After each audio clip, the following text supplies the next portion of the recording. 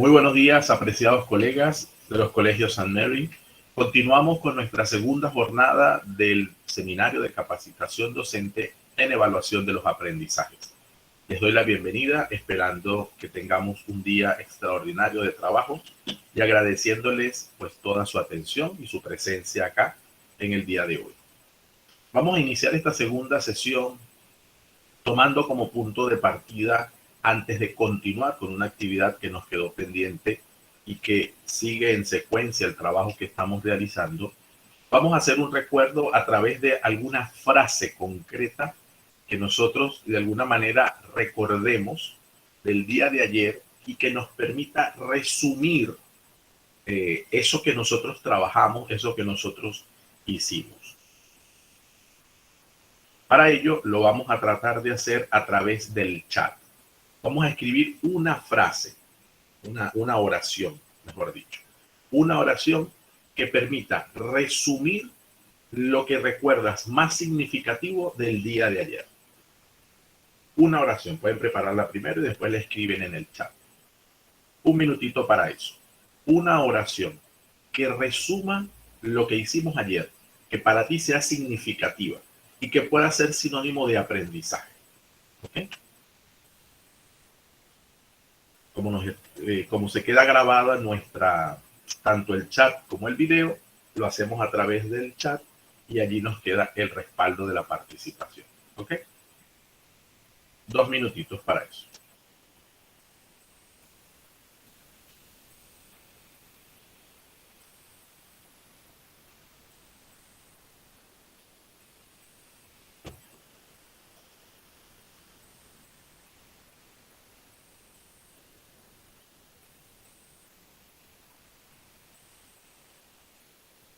Si sentimos que se repite, no se preocupen, es su frase. Vamos directo con las frases, por favor.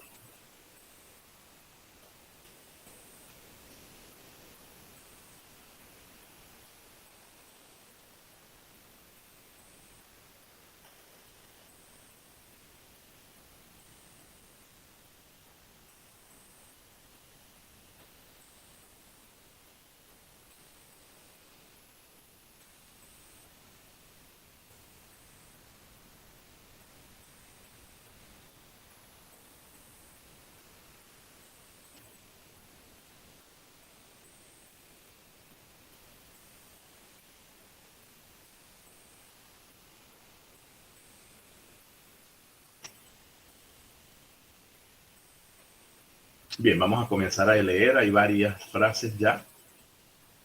La evaluación diagnóstica es permanente y procesual. Interesante, porque ya no es solamente evaluación inicial. La evaluación diagnóstica no es solo la inicial. Muy bien. La evaluación diagnóstica es una evaluación continua. Evaluación diagnóstica y evaluación inicial son diferentes. El trabajo en el aula debe ser recurrente. La evaluación diagnóstica son aprendizajes previos. La diversidad nos obliga a buscar alternativas de evaluación. Así es. La evaluación diagnóstica es una parte importante para la educación. La evaluación es un proceso bidireccional, importantísimo. Las evaluaciones no son cronológicas todo el tiempo. Así es. Una prueba exigente no es lo mismo que una prueba difícil. Exactamente. De hecho, cuando veamos, hay un documento que van a trabajar en equipos el día de mañana y es un documento que he ido elaborando a lo largo del tiempo y como fruto de la consultoría de procesos pedagógicos, y allí acentúo los tipos de evaluación objetiva y los niveles de dificultad que son importantes también a la hora de construir un instrumento de evaluación. Debemos saber diferenciar la evaluación diagnóstica de la evaluación inicial. Muy bien.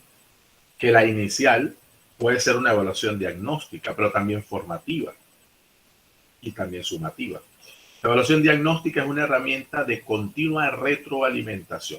Efectivamente, la realimentación es un proceso importantísimo que le da a la evaluación diagnóstica un punto importantísimo. O sea, un punto necesario más bien. La evaluación como proceso es dinámica, interactiva y crítica. Así es, no confundamos la evaluación diagnóstica con la evaluación inicial. La evaluación diagnóstica no tiene orden cronológico, se hace en cualquier momento del proceso de enseñanza y aprendizaje para conocer saberes, actitudes y aptitudes de nuestros discentes. Excelente. La evaluación refleja lo efectivo del proceso de enseñanza. La evaluación diagnóstica es en todo momento. La evaluación diagnóstica posibilita la evaluación de habilidades y conocimientos adquiridos.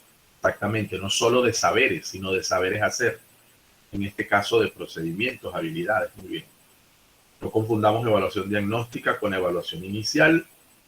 No es lo mismo evaluación inicial que diagnóstica. Creo que eso quedó bastante claro, ¿verdad? La evaluación diagnóstica es un medio para conocer las bases de los estudiantes. La evaluación diagnóstica puede ser utilizada a lo largo de todo el año.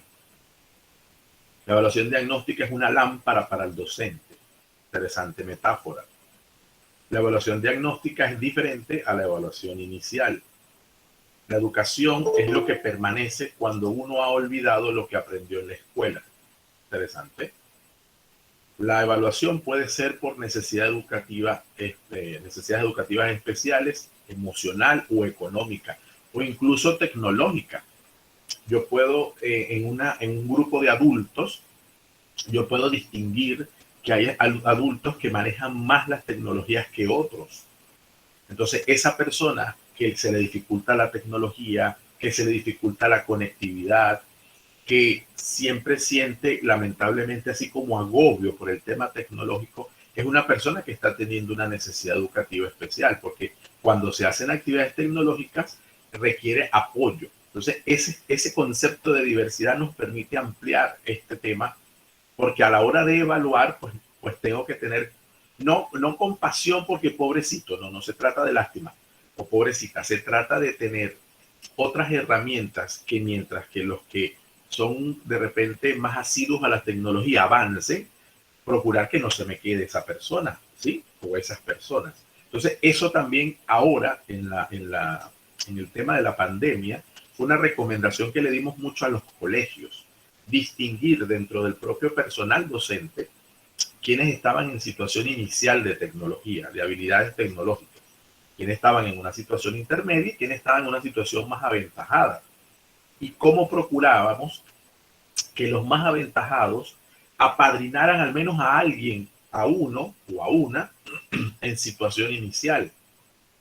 De modo que desde la paridad se pudiese ayudar a ese colega a ir sobrellevando este proceso, que no solamente era tecnológico, que también era emocional, que era económico, que tenía muchas aristas. Entonces, eso es evaluación. Fíjense que no solamente es saber si sabes o no sabes, sino cómo resuelvo una serie de elementos desde el aprendizaje, porque sí es de aprendizaje. Lo que no es sumativa, sino es una permanente evaluación diagnóstica y formativa para ver cómo avanzamos con ese colega. Y eso es andragogía, una disciplina importante de la pedagogía, ¿no? En la educación de adultos.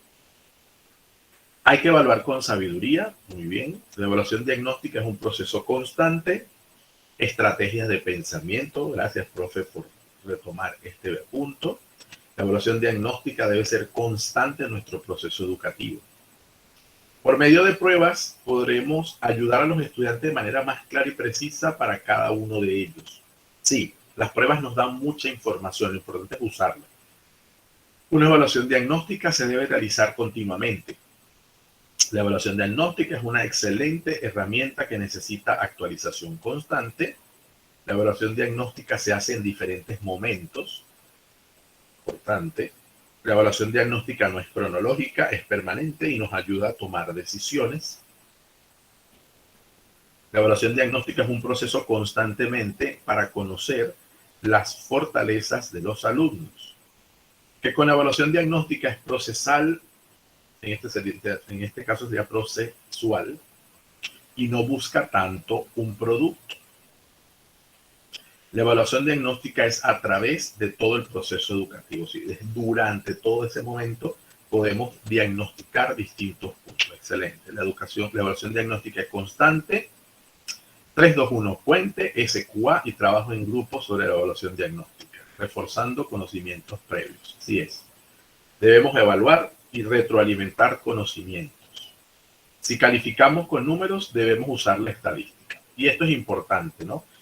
Yo no es que sea el mayor de los estadísticos en el sentido del manejo de todas las herramientas estadísticas numéricas, pero la estadística descriptiva es importante en ese sentido y el análisis que podemos procurar de ello es necesario. No se trata de hacer un artículo de investigación cada trimestre o cada periodo escolar, pero sí, si trabajo con números, pues necesito darles un valor y un análisis que respalde ese trabajo. ¿Sí? Para eso la estadística nos da herramientas.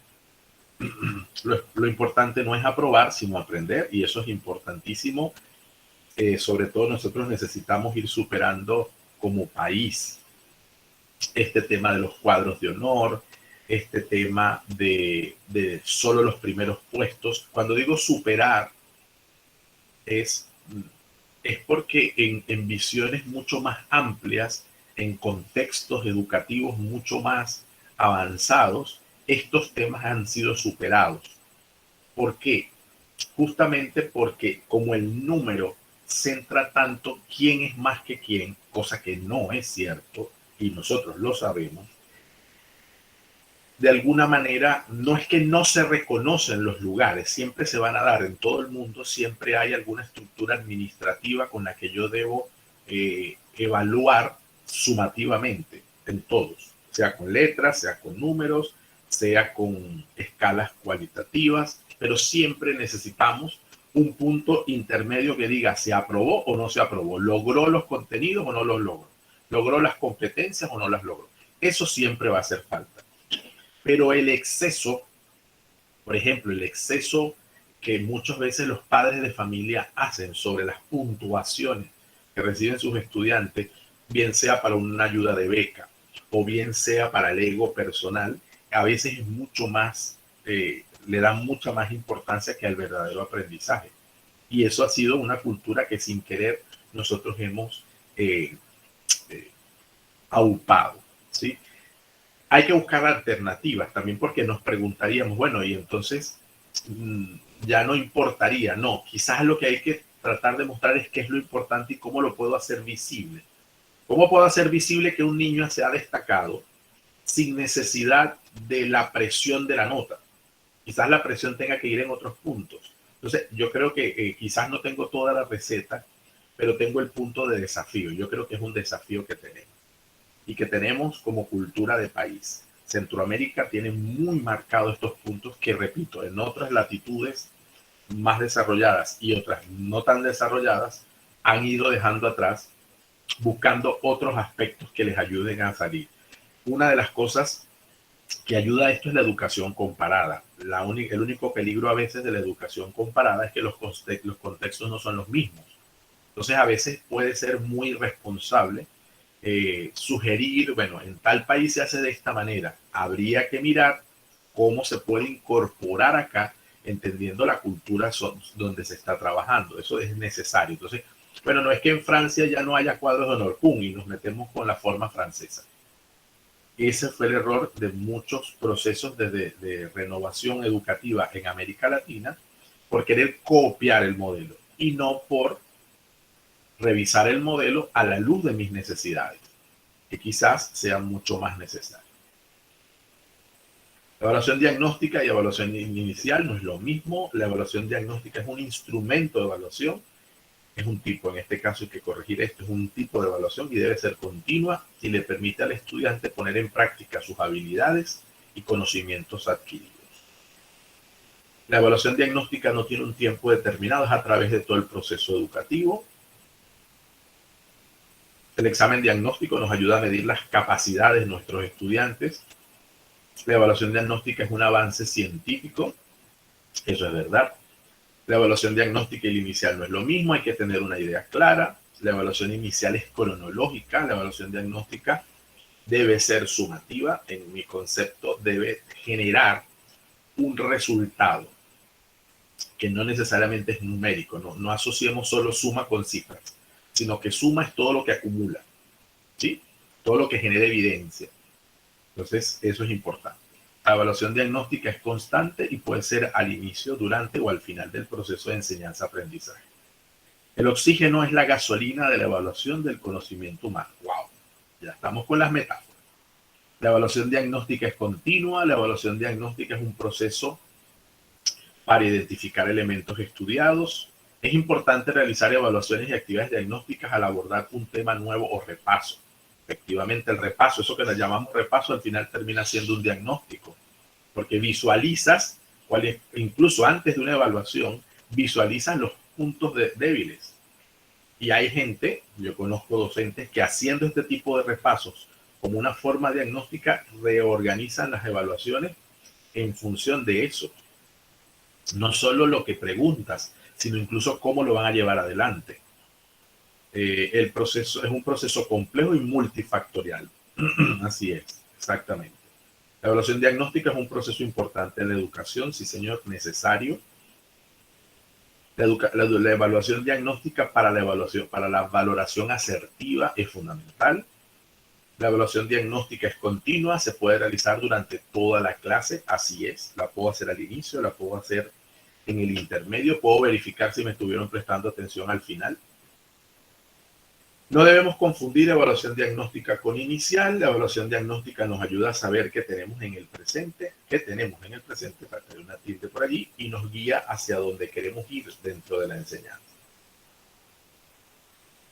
Tomar en cuenta que siempre hay tipos de evaluaciones, que nunca debe parar, así como la evaluación diagnóstica.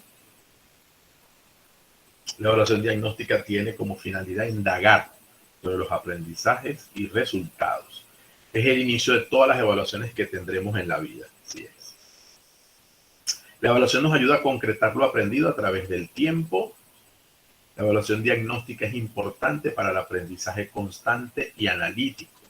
La evaluación no solo mide los resultados, sino que condiciona qué se enseña y cómo.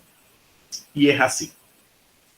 La condición, este verbo es fuerte, pero es así. O sea, el condicionamiento que genera en la evaluación diagnóstica, si lo tomáramos bien en serio, es importante. O sea, yo sé de situaciones donde yo hago el diagnóstico porque me lo piden al inicio, ¿sí? Me lo piden, pero después arranco con los temas que ya yo tenía organizados. Y eso quiere decir que no le he prestado ningún tipo de atención a la evaluación que apliqué. Ninguno, y ese es el problema. El problema es que nosotros mismos no le damos la importancia al trabajo que estamos haciendo, porque además es un trabajo. Tenemos que preparar un diagnóstico, tenemos que preparar una prueba que diagnostique, tenemos que aplicarla, evaluarla, corregirla, y después no le damos la importancia. Bueno, sí, ya yo hice el diagnóstico, aquí están los resultados.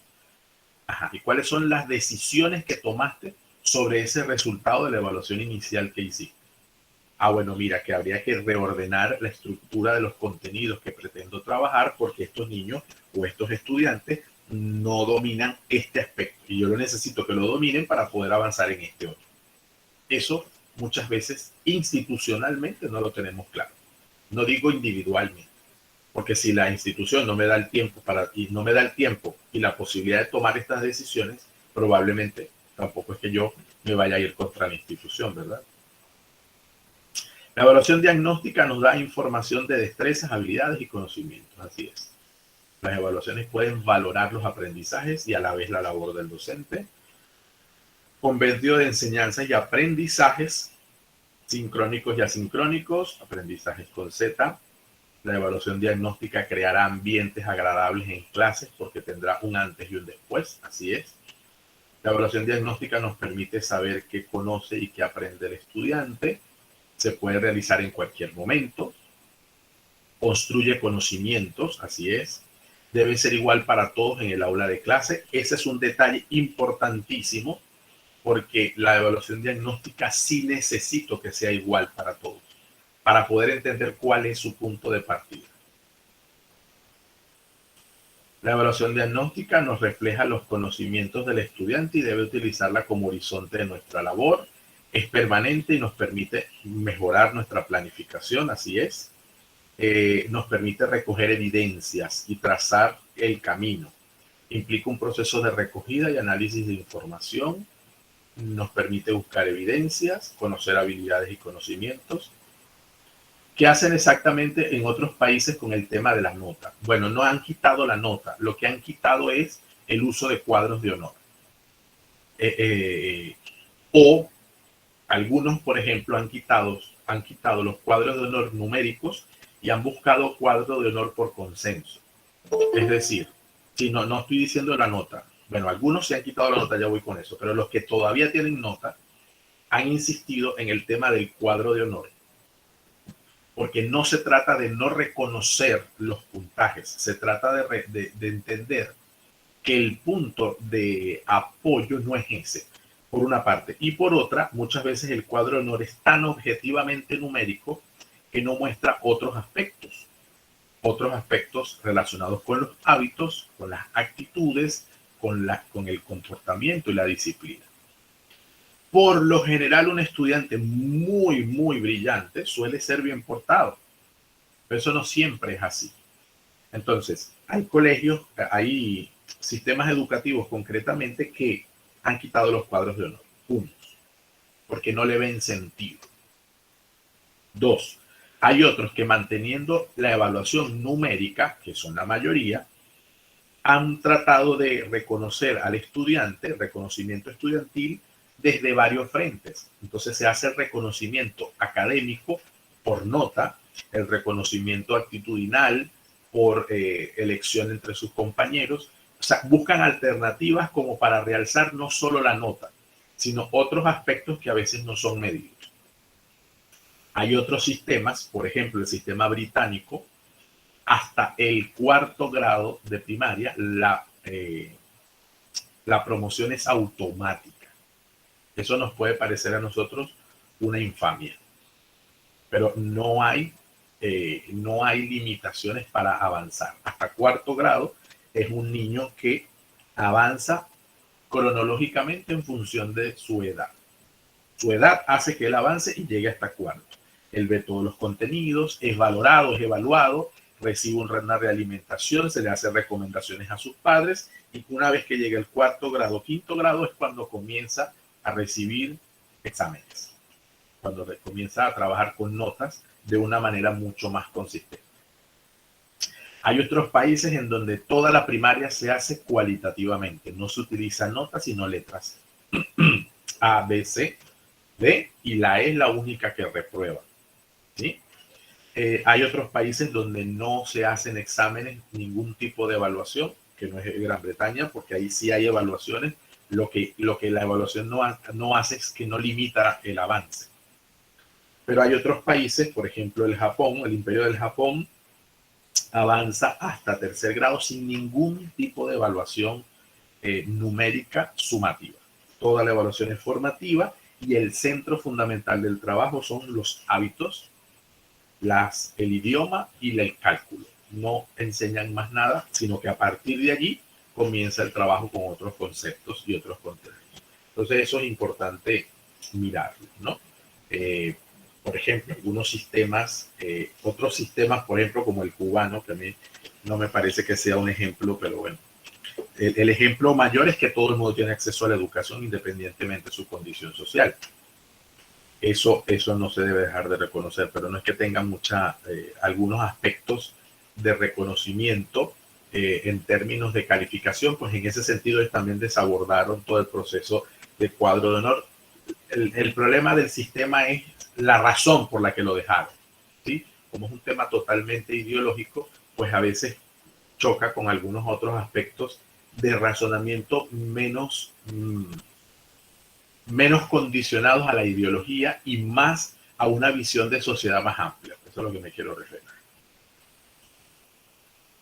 Muy bien, la evaluación diagnóstica es un marco de referencia y debe ser constante, y la evaluación diagnóstica identifica habilidades y conocimientos. Yo siento que han calado algunos aspectos que vamos a reforzar hoy seguramente con algunas de las actividades que vamos a hacer. Bien, voy a dejar de compartir pantalla y voy a darle la palabra a los compañeros del grupo 7. Compañeros del grupo 7, que les corresponde presentarnos sus resultados del trabajo en equipo. Abro los micrófonos por aquí.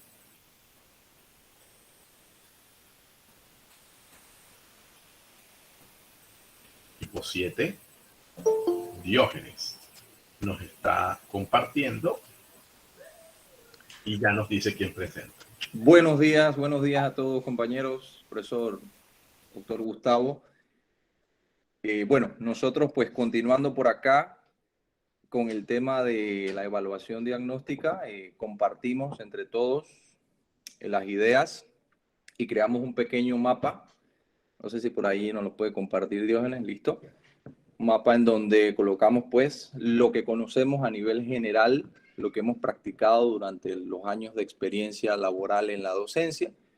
Y pues todos concluimos que en verdad la evaluación diagnóstica es un tipo de evaluación que tiene como objetivo, ¿no?, el de conocer los conocimientos, las habilidades, incluso, ¿por qué no decirlo también en su momento, el estado anímico y actitudinal del chico ante un tema, ante un contenido educativo que se va a empezar a transmitir, o de cómo se está dando durante o al final de ese tema.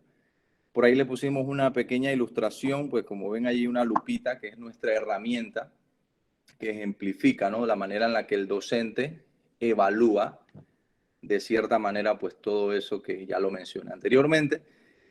Y en el tema de nuestra pregunta, lo que deseábamos conocer es un poco más sobre estrategias y herramientas innovadoras que pudiéramos nosotros aplicar. Sabemos que la educación va evolucionando a través del tiempo, a través de las generaciones, y nosotros pues como docentes debemos también ir equiparándonos de herramientas que nos sirvan, que sean funcionales para el momento actual que estamos viviendo. Entonces, sin más que nada, doctor, esa inquietud, ¿qué herramientas podemos aplicar hoy en la actualidad para que esa evaluación diagnóstica pues tenga un mejor final, ¿no? Eso sería básicamente nuestro trabajo. Excelente, profe, muy agradecido. Está bastante interesante y bastante ilustrativo, más que concreta mucho con la imagen. Excelente. Ya el equipo 8 lo escuchamos, fue el primero que escuchamos. Vamos con el equipo 9. Agradecemos al equipo 7 y a los equipos que le precedieron el día de ayer. Equipo 9. Hola, muy buenos días a todos. Nosotros somos del equipo 9 y tuvimos el gusto de trabajar los 3 colegios, el de Albrook, Panamá Oeste y el de Panamá Pacífico. Y nuestra compañera Amelín Franco es la que va a presentar. Ya les comparto.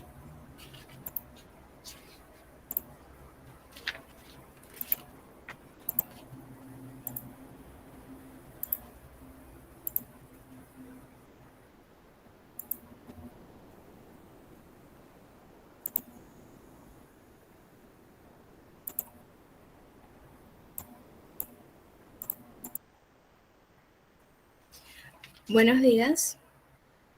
Luego de haber hecho nuestra lluvia de ideas entre todas sobre qué sabemos sobre la evaluación diagnóstica, determinamos que la evaluación diagnóstica se aplica en el punto de partida de un proceso de enseñanza. Permite conocer los logros, las dificultades y sobre todo los saberes previos del estudiante. La evaluación siempre es un proceso y no un suceso.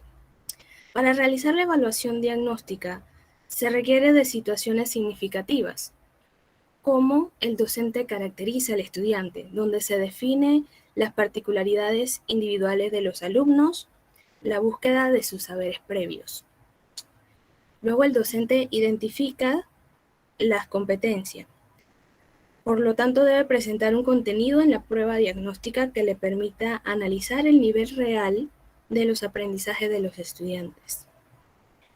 Tomando esos dos puntos en consideración, nos llevó a formular los criterios a evaluar, lo que se necesita saber de los estudiantes con respecto ya sea a la materia, al tema, pero sobre todo descubrir los tipos de aprendizaje que estaremos observando en ellos. Y por último, seleccionamos cuál es la mejor herramienta o instrumento de evaluación para presentar la prueba diagnóstica.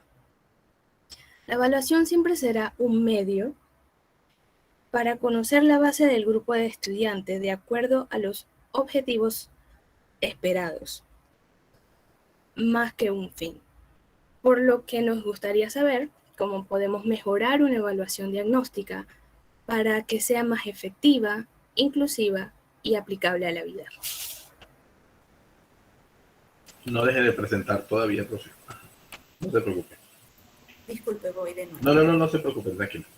¿Cómo pueden hacerlo más efectivo y más aplicable? 3 recomendaciones que doy sobre esa respuesta, como respuesta a esa pregunta.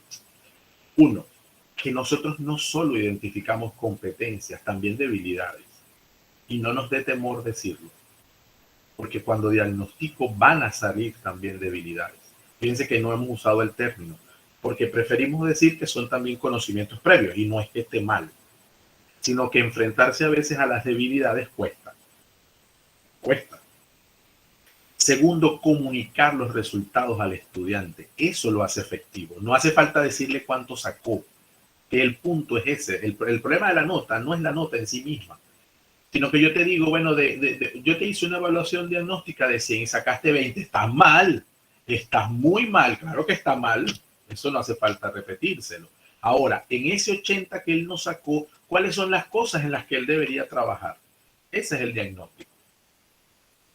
Por eso se hace efectivo, o puede hacerse efectivo, porque hay realimentación. O sea, no solamente es tener una nota, sino, bueno, mira, estos son los logros que tuviste. Voy a hacer un ejemplo, manejas muy bien la suma, con una cifra y con 2 cifras. Manejas muy bien la resta con una cifra. Pero ya llevando o pidiendo, no sé cómo le dicen a veces, siempre cambia. Pero bueno, el punto, todos saben a qué me quiero referir. Te está costando, esto hay que practicarlo más. ¿Sí? Entonces yo te voy a poner unos ejercicios aparte en tu cuaderno para que practiques. Así como yo voy a empezar, por ejemplo, estoy haciendo un ejemplo. Yo voy a trabajar ahora restas con 3 cifras. Pero para que te puedas nivelar, yo necesito que esta práctica está en el libro, que está en la página web, o que te voy a copiar en tu cuaderno, como sea más fácil y más rápido, porque entiendo que hacer uno por uno puede ser mucho tiempo, pero eso es diagnóstico. ¿Sí? Eso es diagnóstico. Te falta mucho en la multiplicación porque no te sabes las tablas. Ya el punto de las tablas tiene que revisarse porque tienen que saberse de memoria. Yo eso no lo voy a discutir. Tienen que saberse de memoria. Pero tenemos 2 variables importantes. Hay menos acompañamiento en casa. ¿Ok? Y segundo, al no haber acompañamiento, el niño no siempre es tan autónomo. Entonces, o lo ayudo a ser autónomo, ¿sí? O repaso 5 minutos al inicio de cada clase una tabla, que en el fondo es para los 3 que salieron mal en multiplicación, pero que les va a servir a todos. Porque ese es otro punto de la diversidad. Un punto importante de la diversidad es que tengo que hacerle a él una planificación totalmente distinta. No, en lo que tú piensas en el niño que tiene una condición especial y requiere el tratamiento sobre una necesidad educativa especial, terminas pensando en el resto. Porque si le hace bien a él la estrategia, le tiene que hacer bien a los demás. Siempre nos preocupa que se puedan atrasar. No, es que es 1 y 1. O sea, no todo puede ser por el niño que tiene necesidad especial, porque no puedo abandonar a los otros 30, a los otros 29, por ejemplo. No los puedo abandonar. Pero una de vez en cuando no nos va mal. Como decir, bueno, en cada clase una pequeña actividad la voy a pensar en ese que tiene una necesidad educativa. Y estoy seguro que todos los demás, aunque la hagan más rápido, pero todos los demás la tienen que hacer. Y ojo, Ese no es el pensamiento de Gustavo, eso lo decía María Montessori. Los que conocen de María Montessori porque están en preescolar, saben que ella antes de llegar a preescolar se dedicó a los niños con necesidades especiales. Y se dedicó a esos niños porque decía, bueno, si estos métodos que he aplicado le sirven a los niños con discapacidad, que no se llamaban así en esa época, les va a servir a los niños que llamamos regulares. Entonces, cuando hablo del diagnóstico, justamente es que el niño conozca en qué falló y que nosotros podamos emprender un camino de mis contenidos. Yo tengo que dar 20 contenidos y voy a ser creativo en la manera en cómo los voy a incorporar, eso que adolecen ellos, para que puedan nivelarse. Eso hará más efectiva mi evaluación inicial. Profesor Javier, tiene la palabra.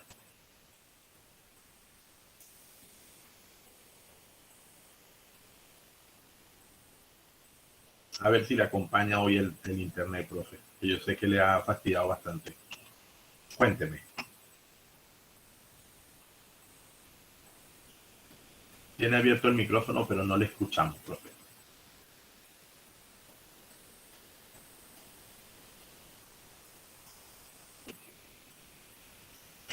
No escuchamos.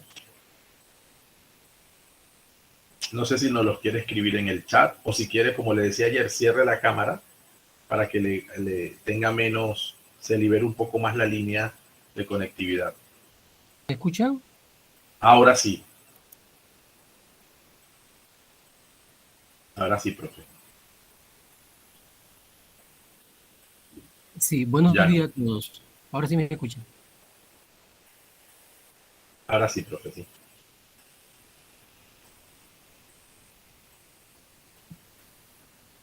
Buenos días. ¿Me escuchan ahora? Sí.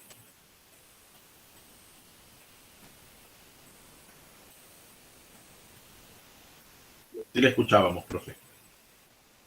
¿Ahora Sí. me escuchas? Buenos días. Una preguntita respecto a eso. Le pongo un cuestionario a un chico y de 10 puntos. Me da la respuesta, pero me copió textualmente la respuesta del libro. O sea, no dio ni una opinión.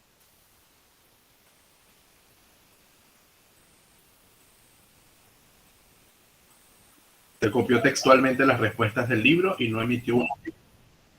Sí, creo que se dejó de No escuchar, me sigue pero hablando. tú decías que le aplicamos una evaluación a un chico de 10 puntos y copia textualmente las respuestas del libro. ¿Sí? ¿Cómo hacemos allí? Es la pregunta.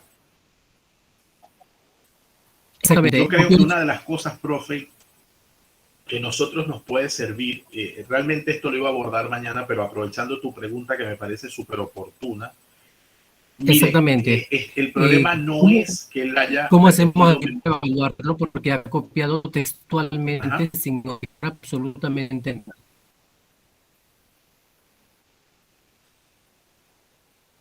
Ok. La sugerencia es el problema al final. Fíjense si yo lo voy a evaluar y perdone con lo que voy a decir y cómo lo voy a decir. El problema no es que él me haya copiado textualmente la respuesta del texto, valga la redundancia. El problema fue como yo formulé la pregunta. Porque si mi pregunta se responde con un texto memorístico, es porque la pregunta está mal formulada. Entonces, si yo quiero que él me dé la opinión de algo, yo necesito preguntárselo. Voy a poner un ejemplo. A partir del hecho de la separación de Panamá de la Gran Colombia, el 3 de noviembre, ¿verdad? De 1903, ¿cuál es tu opinión acerca de los hechos posteriores a este suceso? Necesito preguntarlo e incluso aclarar. Toma en cuenta que no hace falta explicar el suceso, sino tu opinión. ¿Sí?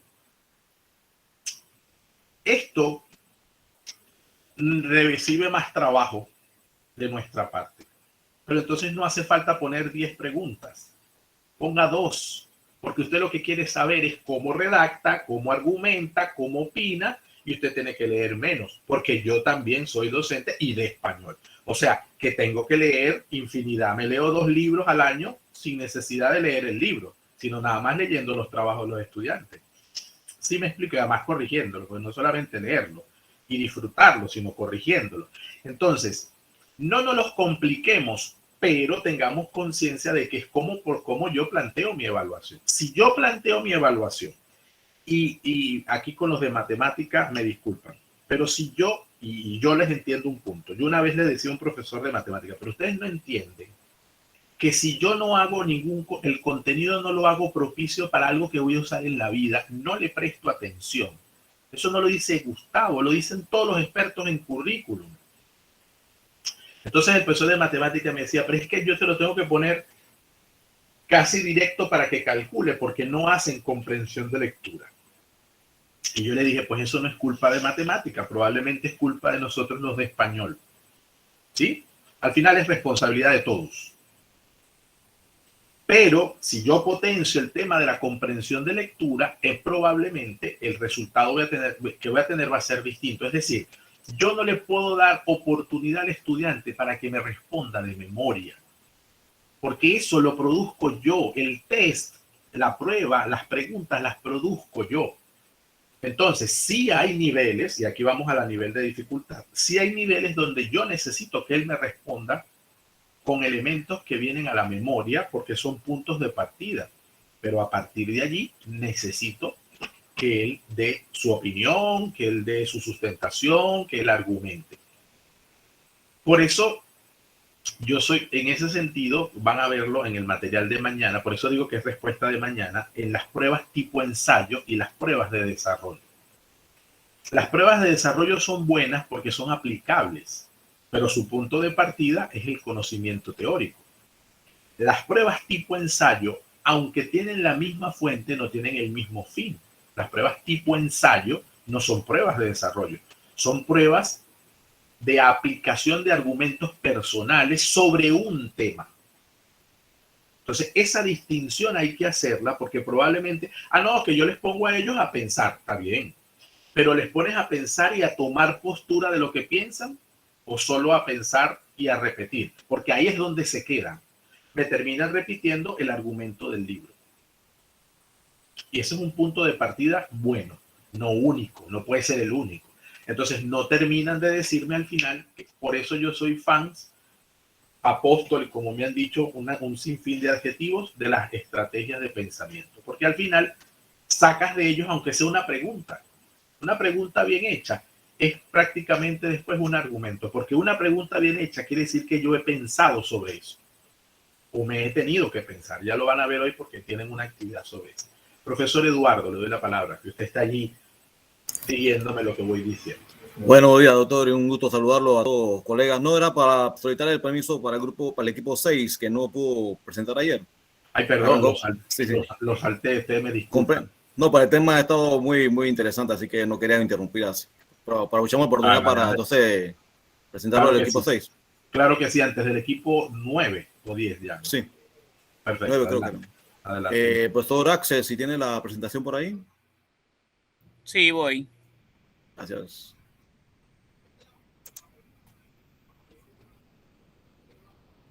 Segundo.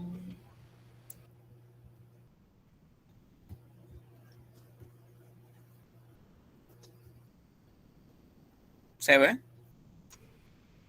Ahí está. Perfecto, gracias, profe. Bueno, buenos días nuevamente.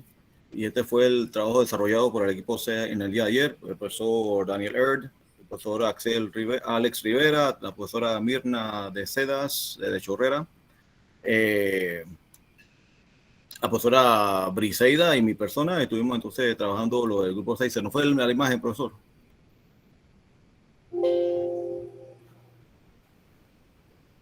Dame un segundito. Bueno, es casi como una recopilación de lo que hemos discutido hasta el momento y también haciendo referencia a los contenidos que compartieron los compañeros ayer y recientemente, ¿no? Para nosotros el diagnóstico, la evaluación diagnóstica es como una exploración, ¿no? Una exploración de lo que traen los chicos, no solamente el primer día de clases, pero sí cada vez que tenemos una actividad, un contenido didáctico por discutir en clase, ¿no? Y entonces se exploran las diferencias previas, habilidades innatas que traen los muchachos, también las habilidades sociales y comunicativas.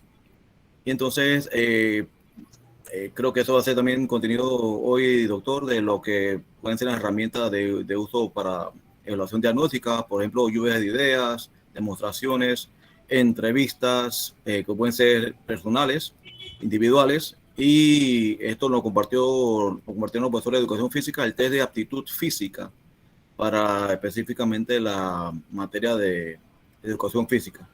Así que, como dije anteriormente, casi una recuperación de lo que dijimos anteriormente, haciendo la observación que no solamente se hace al inicio del año escolar, sino es algo recurrente. Muchas gracias. Excelente, profe. Muy agradecido al equipo y la presentación y el resumen que nos han hecho, ¿no? Interesante lo de las habilidades innatas separadas de las habilidades sociales y las habilidades cognitivas, ¿no? Porque van a aparecer. A veces es verdad que el tiempo no nos da, lo voy a poner en perspectiva, ¿no? No siempre tenemos todo el tiempo para poder valorar todas sus habilidades socioemocionales ni todas sus habilidades sociales, porque tenemos también un currículum al que atender y yo eso lo tengo bastante claro. Pero hay algunas que van a emerger del trabajo habitual sobre el que yo hago. Por ejemplo, yo enseño español y enseño filosofía. Pero me voy a enfocar, por ejemplo, en el área de español. Al menos hay dos habilidades sociales que ese estudiante debe manifestar claramente. La habilidad de comunicar sus pensamientos e ideas y la habilidad de trabajar en equipo. Probablemente las demás habilidades son muchas, son importantes, yo no he dicho que no, pero en la naturaleza de mi asignatura, esas son dos habilidades sobre las que yo puedo versar. Entonces me quedo con esas dos, porque dicen que el que mucho abarca, poco aprieta, ¿verdad? Entonces yo tengo que enseñar un contenido en español, sobre todo porque me centro, como es 12º, yo trabajo todo lo que es literatura universal. Entonces, bueno, trabajo argumentación, trabajo búsqueda de información, investigación, cultura general, una serie de conceptos que forman parte de las habilidades cognitivas con las que yo trabajo un contenido. Pero hay otras habilidades que van a aparecer. Repito, solo me concentro en la comunicativa y en el trabajo en equipo. ¿Sí? El que trabaje en matemática trabaja habilidad para la resolución de problemas. El que trabaje sociales trabaja habilidades cívicas, de incorporación cívica. Y así, o sea, no todas las habilidades las tenemos que trabajar todos. Lo que sí tenemos que tener en cuenta es que nos conectamos en un punto. Porque eso es lo que hace integral la educación que nosotros damos. Porque tú trabajas un área, yo otra área, no parcelas. O sea, lo que hacemos es enfocar diversas dimensiones del propio estudiante. ¿Vale? Vamos con el equipo 9 ahora, o 10. Si me aclaran y me ayudan. 10, exacto. El equipo 10. Adelante, profesor. Ya va que tengo venta por aquí cerca.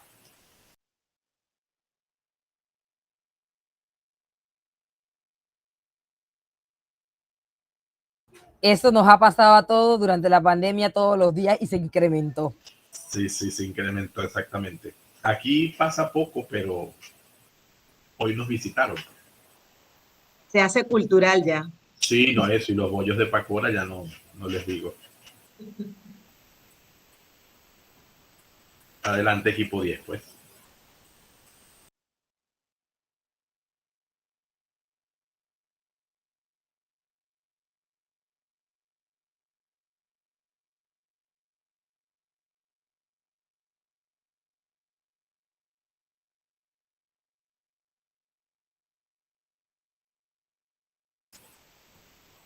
El equipo 10.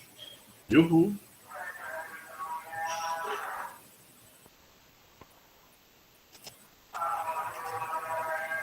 De repente recuérdenle los nombres para que si no saben que No, somos es que 10. por eso los recordé ayer, porque no, ya hoy esto me pone equipos diferentes. Ah, ok. Sí, es un lío. Bueno, vamos con el equipo 11. Si el equipo 11 sabe quién es, los que falten ya saben que son el 10. Sí, cómo no, aquí estamos en el grupo 11. Adelante, profe Elena.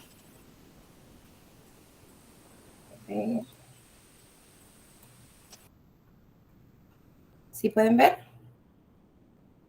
Sí, profe, adelante. Bueno, buenos días, doctor Gustavo, compañeros todos. Mi nombre es Elena Castillero y pues represento al grupo número 11 junto a mis compañeros Luis Barrera, Jorge Joané, Rebasar Mackey, Carlos Tatis, Ruth Valdés y Arlene Winter. Nosotros pues con la dinámica del día de ayer llegamos a la conclusión pues que la evaluación diagnóstica es un proceso que utilizamos todos los docentes para conocer las fortalezas y habilidades de los estudiantes con el fin de tomar decisiones que mejoren el desarrollo de nuestra clase y faciliten el logro de los aprendizajes. Pues nuestras interrogantes o dudas, que ya he visto que ha contestado algunas, pues son que cuáles son las características de una evaluación diagnóstica, qué no debe faltar en una evaluación diagnóstica, cómo calificarla, que la contestó hace un momento, y si se deben mostrar los resultados, que también lo contestó, o simplemente se debe trabajar sobre los resultados, a quiénes se les debe mostrar, y ya nos dijo pues que no decir cómo le fue, pero sí trabajar sobre eso. Y cómo reforzar las debilidades de los contenidos evaluados en la prueba diagnóstica y cómo identificar la causa de las debilidades y si va más allá de algo que no comprendió. Pues ese sería nuestro pequeño resumen. Excelente, profe, excelente. Sobre todo esos dos últimos puntos, ¿no?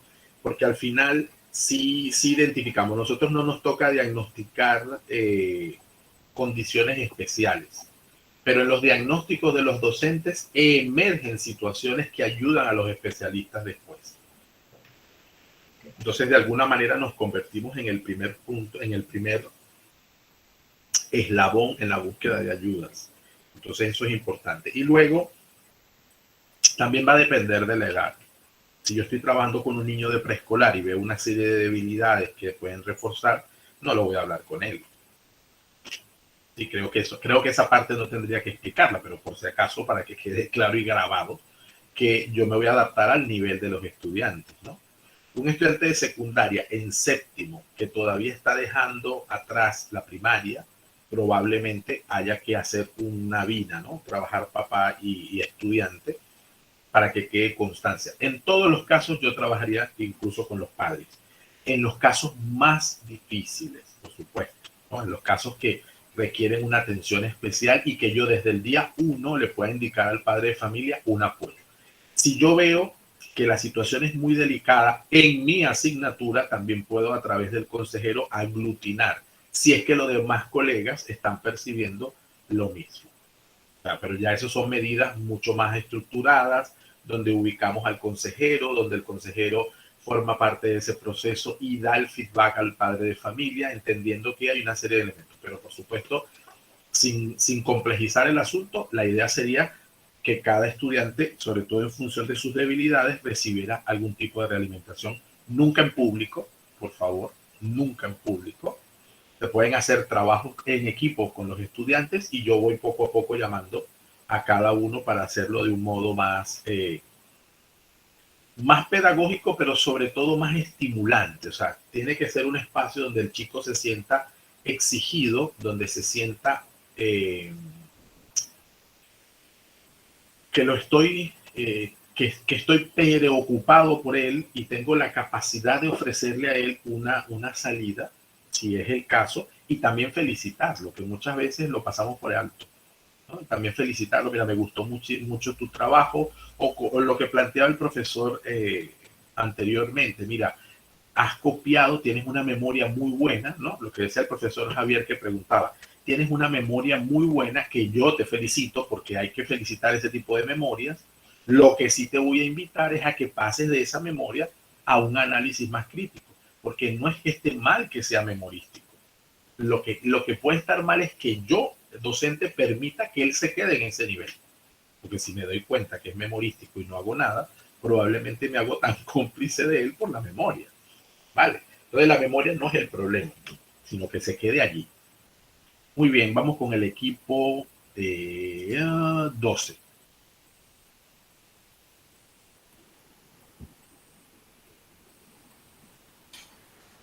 Ok, buenos días, colegas. Dios los bendiga. Amén. El grupo número 12, voy a compartir una pestaña de su mano. Okay. Y la profesora Janet Peñalba entonces nos va a hacer la exposición. Buenos días, doctor, compañeros.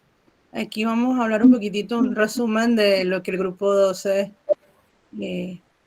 pudo concluir en el día de ayer. Vamos a esperar un segundito.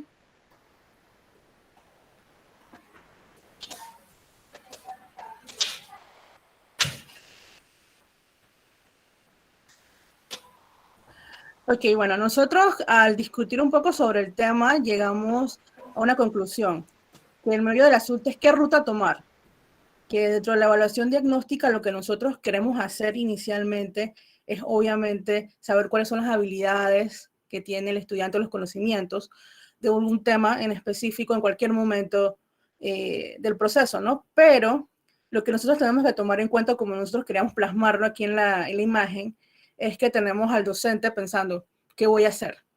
Eso es algo muy importante. Tiene que decir, va a ser teórico, va a ser oral, ¿qué quiero evaluar en sí? ¿Verdad? ¿Por qué? Porque ya viene entonces, el chico me va a demostrar sus habilidades y su conocimiento sobre ese tema. ¿Y eso de qué me va a servir a mí? Me sirve a mí para tener una ruta más clara, ¿verdad? De lo que yo puedo hacer más adelante. Porque al final lo que yo necesito es que los chicos todos estén nivelados, ¿verdad? Entonces lo que me va a servir más que nada el diagnóstico es para mejorar mi plan, mi planificación y tener una mejor guía de lo que yo quiero hacer. Eso es lo que más que nada pudimos concluir, porque al final lo que nosotros queremos es que el chico esté nivelado, pero para eso tenemos que definir muy bien qué tenemos y qué podemos hacer para ayudarlos. Ese es nuestro aporte. Excelente, las imágenes ayudan muchísimo a visualizar eso que has dicho, profe, y a tener claridad en esa diversidad. Muy bien, excelente, gracias al equipo. Permítame un momento, por favor.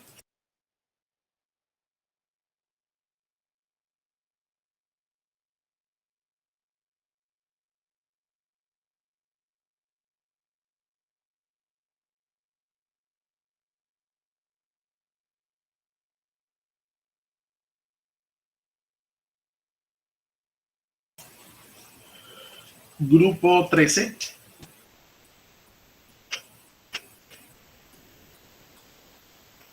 Buenos días, doctor Gustavo, compañeros. Yo me espero un poquito la imagen. Ok. Esta es la imagen que representa nuestra conclusión después de haber discutido lo que entendíamos por evaluación diagnóstica y que queríamos saber. A ver, en la parte derecha vemos a la profesora que quiere saber, quiere medir con la evaluación diagnóstica, que es un tipo de evaluación, la que le va a permitir obtener información de parte de las habilidades y el conocimiento de sus estudiantes. Vemos a la cantidad de estudiantes que tenemos ahí para representar la individualidad de cada uno de ellos y cómo podemos llegar o cómo nos orienta esa información para adecuar nuestra clase. Nos ayuda a mejorar para así iniciar con éxito nuestro nuevo proceso, ya sea una nueva temática, reforzar o continuar con lo que ya estaba planeado. Y vemos la regla. La regla es la que nos ayuda a medir en qué punto estamos. ¿Okay? ¿En qué punto estamos? Si tenemos que iniciar nuevamente de cero o solamente tenemos que ir reforzando poco a poco lo que necesitamos. Y nuestra inquietud, representada por la parte tecnológica en la que estamos hoy día, considera que la evaluación diagnóstica de forma virtual arroja datos concluyentes. Gracias. Interesante, tres cosas. Una, la de medir, porque es una metáfora, ¿no? Aunque el mismo equipo se ha respondido de alguna forma utilizando otros términos como para ampliar lo que es la medición, o sea que la evaluación es más allá que la medición, aunque puede partir de ella. Y luego hay una respuesta a esa pregunta muy sencilla, pero a la vez compleja, y es dependiendo lo que estés evaluando. Hay una serie de contenidos, incluso de habilidades, que yo puedo valorar de forma virtual y me van a arrojar datos concluyentes. Pero probablemente hay una serie de acciones, de habilidades que no las puedo evaluar desde el punto de vista virtual. O sea que la modalidad no está preparada para yo poder valorar. Por ejemplo, yo puedo evaluar, yo hago una evaluación diagnóstica, yo, Gustavo, en 12º grado hago una evaluación diagnóstica de 4 aspectos. Los pongo a leer en voz alta, leer. Eso lo puedo hacer de forma virtual. ¿Sí? Y tengo chicos en 12 que todavía los mando a repasar la lectura oral en público. Pues no saben agarrar el libro, porque no miran a la gente, porque tartamudean, porque qué sé yo. ¿Sí? 2. Expresión oral.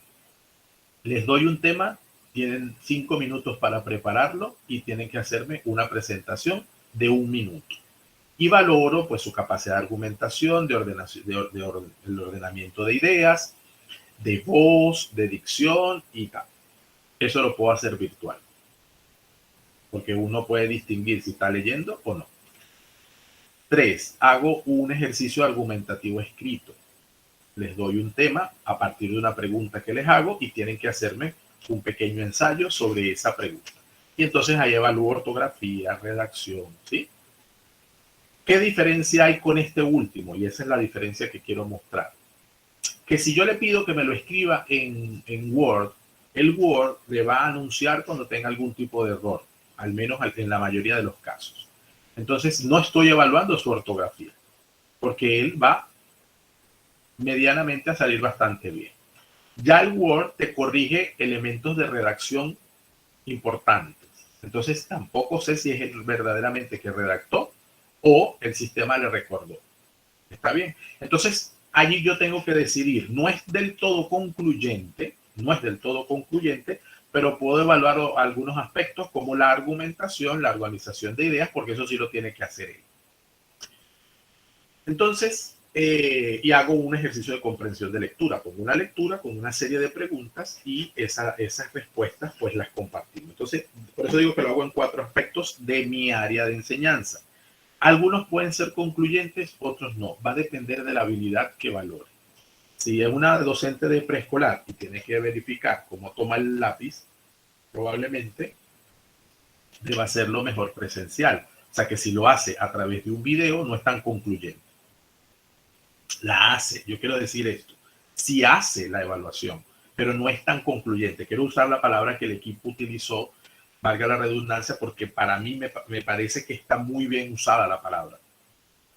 ¿Sí? Porque algunas acciones no van a ser tan concluyentes. Se hace la evaluación, pero no son del todo concluyentes.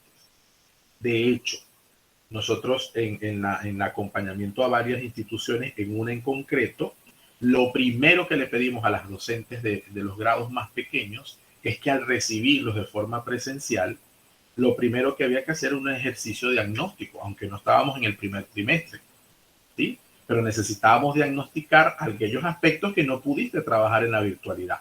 Uno de ellos, la toma del lápiz. Otro, la caligrafía. ¿Sí? 2 aspectos que parecieran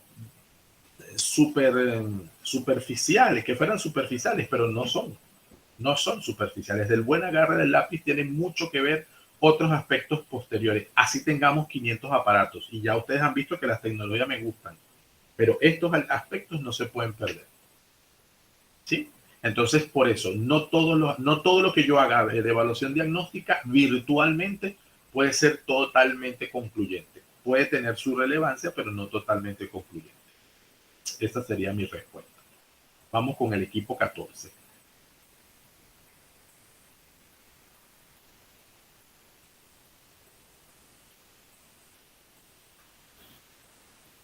Equipo 14, yuhu. Profe Indira. Día. 14. Ajá, adelante, profe. Estaba esperando que la compañera presentara la PowerPoint. Pero igual voy a tomar algo que tengo aquí para presentarlo yo aquí. Ok. Ya que no sé si es que se le cayó el internet de repente. ¿A qué compañera le tocaba, profe? Del Melquidia. Presentaba el PowerPoint y yo presentaba el tema. Ya. Ok. Adelante. Voy a compartirlo. Uh-huh. Ok. Este tampoco donde está Oderay. Una pestaña. Oderay sí está por aquí. Sí, pero no sé. A ver si es este. Creo que es este. Ah, no, no es este. No es este. Igual. Uh-huh. Bueno, nosotros no tomemos el mismo tema cada uno aquí de los compañeros. Estoy muy de acuerdo con la mayoría de lo que se ha presentado de cada uno. Todos tenemos el mismo idioma, estamos educando y la idea es que aprendamos de cada uno de nosotros mismos. ¿Y qué queremos saber? Sabemos que la educación diagnóstica es una evaluación previa del alumno en relación a un tema a aprender, ya sea en general o específico, de modo que el maestro identifique qué tanto conoce el alumno de antemano, previo a desarrollar la clase, en la cual el alumno adquirirá más conocimiento que luego utilizará, aplicará y le ayudará en su desarrollo integral. Eso es lo que sabemos.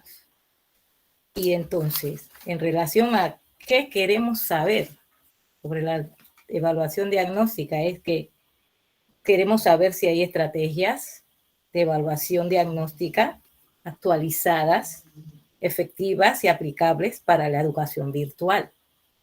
Porque una cosa es la educación virtual y una estando en el colegio físicamente, que uno ve, huele, toca, ríe con un niño, y no a través de un vidrio aquí en la pantalla, en donde los niños a veces aparentemente parecen conocer algo, pero hay alguien que les dice.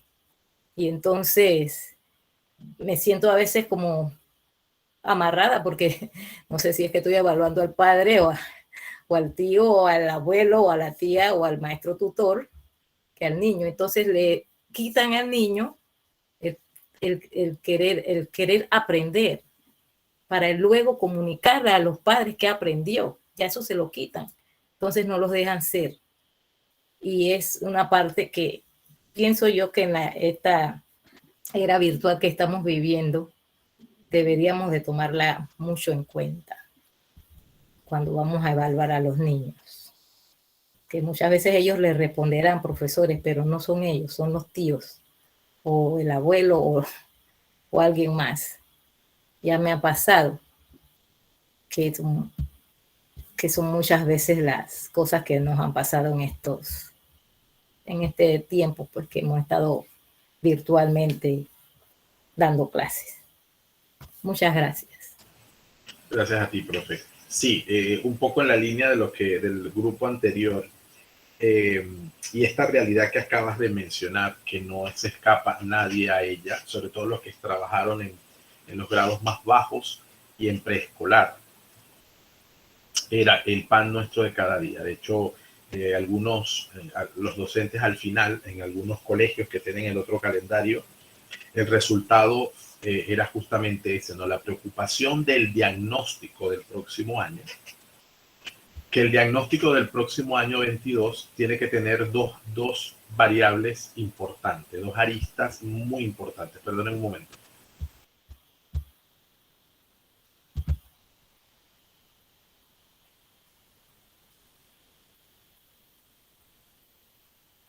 dos aristas importantes. Una, la arista cognitiva, para realmente saber lo que el estudiante sabe ya enfrente de él, sin el apoyo descarado del adulto que lo acompañaba en casa, y el soporte emocional, el diagnóstico para el soporte emocional, ¿no?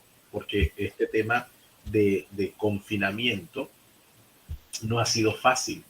Y hay niños que aún necesitando volver, pues yo creo que todos, pero algunos de forma específica, aún necesitando volver, prefirieron todavía por comodidad o por otras razones, prefirieron dejarlos en casa. Incluso algunos colegios recomendaron expresamente el caso de algunos estudiantes y aún así prefirieron dejarlos en casa. Al final era una decisión de padres y madres y por lo tanto se respeta, aunque no se comparta. Entonces, este punto es importante. El diagnóstico del 22 o el diagnóstico, en el caso de ustedes, del próximo periodo de trabajo que les acompaña el 2022 de acuerdo a su calendario, cuando ya vuelvan todos, o si vuelven todos, o si no volvieron todos, pues no perder de vista este punto. Una cosa. Y la segunda es que la educación virtual nunca ha estado pensada para los más pequeños, porque no se concibe la educación virtual para los más pequeños, por la sencilla razón de que los tres principios no los logran tener. Los tres principios de la educación remota o a distancia, que es la base de la educación virtual, es autonomía, autoaprendizaje y autogestión. Y ninguna de esas tres características o principios esenciales de la educación a distancia lo maneja un niño pequeño. No lo manejan los grandes, van a manejar los pequeños. Y cuando hablo de grandes, hablo de adultos. No todos los adultos tienen autoaprendizaje desarrollado. Si se ponen, lo hacen, pero no lo tienen desarrollado. Pero lo que menos tienen a veces los adultos es autogestión. ¿Qué es la autogestión? Que tú mismo te pones el horario, la estructura de estudio personal sin necesidad de que nadie te lo explique, nadie te diga. ¿Sí? Muchas veces los adultos no logran tener eso, mucho menos un niño. Entonces, probablemente, si esta situación que siempre se ha trabajado en universidades, nos tocó trabajarlas en niños pequeños. Entonces ahí es donde se generó el choque. Entonces, profe, no hay todas las herramientas para valorar todas las habilidades. Las herramientas que hay evalúan habilidades netamente cognitivas y en la mayoría de los casos teóricas. Con algunos casos prácticos que yo pueda plantear, pero siempre teóricamente. Entonces, eso es una limitación que también hay que reconocer. Entonces, ¿qué sucede? Vuelvo a la pregunta del grupo anterior. Hacemos la evaluación, pero no es totalmente vinculante, no es totalmente concluyente. Sí hago mi diagnóstico, pero lo hago parcial y me atengo a esas habilidades parciales. Entonces, no es que no hemos hecho nada entre el año 20 y 21. Lo que pasa, lo que pasa es que nos hemos concentrado en un tipo de habilidad que es la que podemos gestionar por estos medios, y hay otras actividades, hay otras habilidades que nos quedan pendientes. ¿Qué hicieron algunas universidades que tienen un trabajo muy práctico? Bueno, abordaron en la pandemia todo el contenido teórico. Y cuando comenzaron a dar permiso para salir del confinamiento, entonces comenzaron a abordar lo práctico. Porque de otra manera el resultado iba a ser catastrófico. Estoy hablando de ciencias de la salud, por ejemplo. Estoy hablando de ciencias referidas a las prácticas como tecnológicas. Lo que hicieron fue distinguir,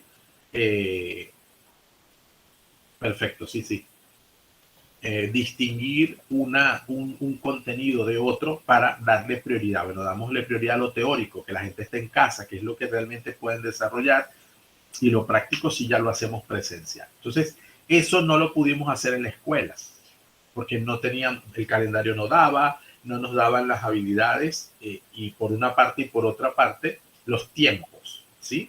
Porque las universidades en eso tienen un poquito más de autonomía, incluso en mover las asignaturas, en este caso por una conveniencia como la que tenían. Nosotros las escuelas teníamos una posibilidad de de modificar el currículum, sí lo tuvimos, sí se nos dio la posibilidad, pero no en la misma característica que las universidades. Entonces el movimiento podía ser o fue más limitado. ¿Ok? Este detalle es importante. ¿Qué equipo falta? Gracias, profe Indira, por su participación. A usted, profesor. Gracias. Sus compañeros. Falta un equipo. ¿Quién falta? El 10, profe. Yo lo voy a presentar. Adelante, profe Marta, entonces. ¿Sí?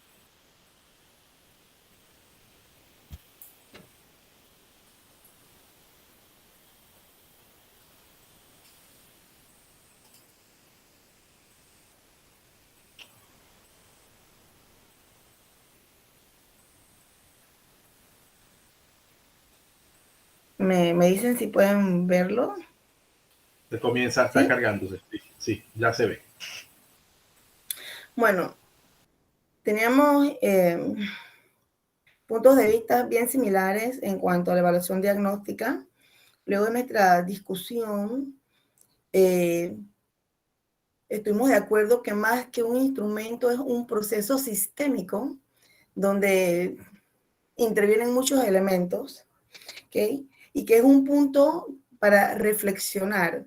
No un punto de partida del año inicial, no, sin más que eso es un punto donde reflexionamos sobre qué vamos a hacer para aprovechar las oportunidades que nos brindan los estudiantes, que nos brinda el inicio de un tema,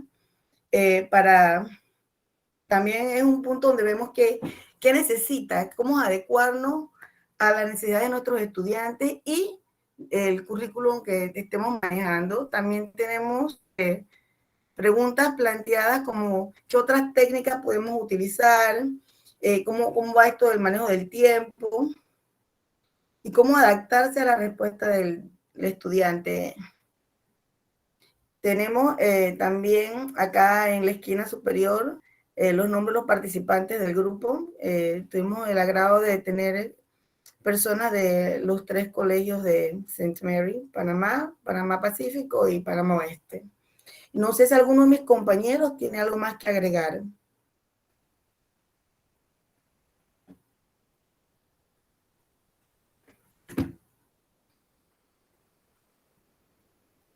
Creo que están satisfechos con tu presentación, profe. ¿Verdad? Me parece que sí.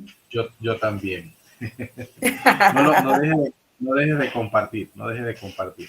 Me gusta mucho lo que han ilustrado, ¿no? Porque se resume muy bien el punto, entendiendo siempre que el diagnóstico no necesariamente es la evaluación inicial, pero sí es una evaluación que da luces para, y esto eso ustedes lo tienen así, ¿no? Es decir, de conocimientos adquiridos, también de debilidades a resolver, creo un plan de enseñanza y logro el aprendizaje. Me parece que son pasos importantes, ¿no? Y el tema del manejo del tiempo me ha llamado mucho la atención. ¿Por qué? Porque a veces necesitamos un diagnóstico muy rápido. Tenemos poco tiempo, entonces necesitamos un diagnóstico muy rápido. El punto del diagnóstico es, la verdad, no es una receta, sino que se va a centrar fundamentalmente en las necesidades de mi área de conocimiento y del niño. Nosotros, yo comparto en el Colegio Pureza de María, y es una congregación religiosa, una familia religiosa con colegios que se ha dedicado a la educación. Total que ellos tienen su propio método de lectoescritura. Ese método de lectoescritura comprende de forma obligatoria al menos 15 días de diagnóstico. ¿Les parece mucho? Bastante para lo que normalmente hacemos, ¿verdad? Pero esos 15 días de diagnóstico permiten realmente no solo diagnosticar en una prueba lo que ellos saben, sino que los 15 días permiten que ellos demuestren lo que saben. Y demostrarlo no lo hacen en una hora. Demostrarlo lo hacen en un proceso, claro. Pero en ese tiempo de diagnóstico no es que no trabajan. No. En ese tiempo de diagnóstico trabajan muchos contenidos en forma de repaso. Ese es el diagnóstico. Entonces, el punto de la cantidad del tiempo que demos en el diagnóstico, por supuesto, pasa por una política institucional. En ese mismo colegio, la recomendación que hemos dado a todo el personal y a su equipo de gestión es el tiempo que se va a dar de diagnóstico en el 2022. Al inicio de ese curso no puede ser un diagnóstico de un día, de 4 días. Necesitamos abrir el panorama de diagnóstico, por lo que dije en la respuesta anterior al grupo anterior. ¿Por qué? Porque tenemos condiciones socioemocionales que verificar. No resolver, porque no vamos a resolver de inmediato. Pero hay un proceso de adaptación de un niño que tiene por lo menos 2 años que no pisa la escuela. ¿Sí? Un niño que tiene 2 años que no se para más temprano. Un niño que tiene 2 años que probablemente debe estar muy blanco porque no ha recibido tanta luz del sol. Un niño que se ha deshabituado a utilizar uniforme. ¿Sí? O sea, estoy diciendo cosas que no tienen nada que ver con lo que yo sé, pero sí con lo que yo soy.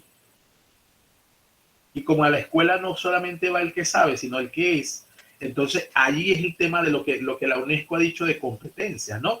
Ser, saber hacer y saber convivir. Pero primero soy, ¿sí? Profe Marta y después profe Sofía. No, es que me parece muy interesante lo que está usted diciendo en estos momentos, profe, porque yo en este regreso, que fue hace poco al colegio, he visto niños que antes eran tan expresivos, extrovertidos, ahora son tan introvertidos que tienen pena de hablar con otros amiguitos y andan encapuchados por toda la escuela y escondidos ahí, que es un terror, aunque estén por distancia, no quieren hablar porque les da pena, no quieren pedir nada ni levantar la mano porque se mueren, no saben ya, como que le hizo tanta falta esta interacción social real, pues que no es lo mismo que tenga una computadora. Así es, se deshabituaron. Y estamos hablando de niños, no estamos hablando de adultos, que también nos costó, que también muchos temas de depresión y de tristeza y de negación en el ambiente, amén de tantas personas que perdieron seres queridos. O sea, que no es un proceso sencillo que yo llego a decir que 2 más 2 son 4, que es la verdad, que deben saberlo, que lo deben aprender, ¿sí? Pero que es en el conjunto. Profesora Sofía.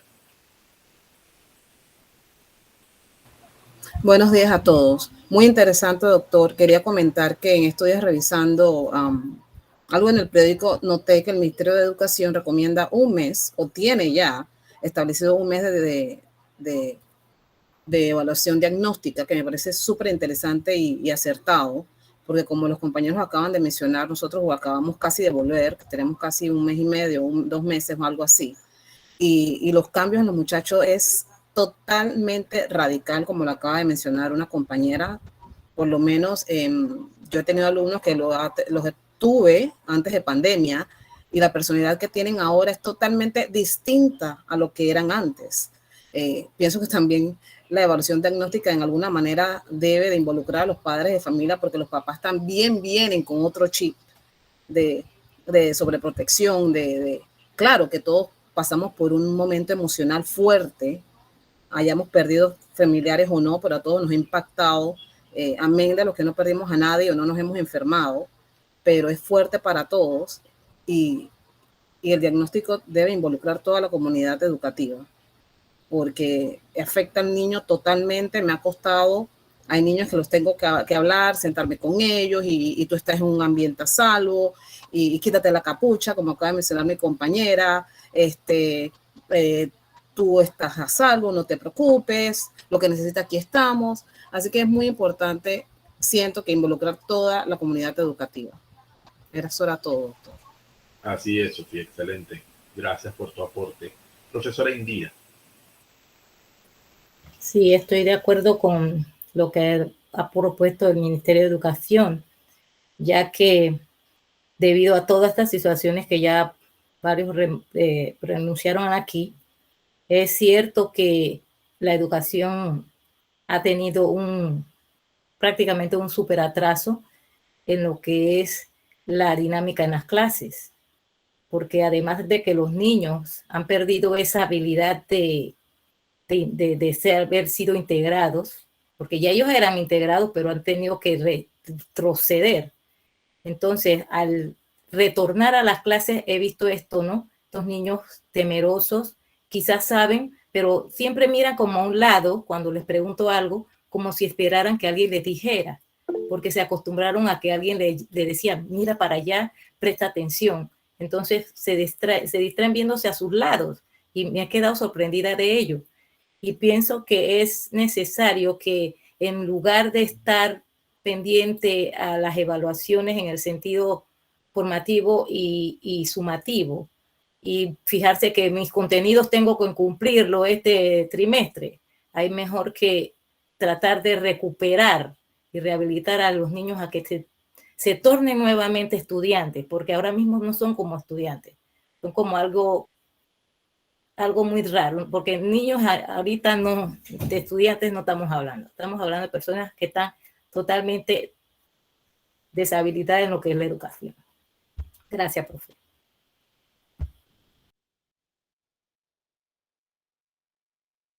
Gracias a ustedes, y este último punto nos puede servir muchísimo, ¿no?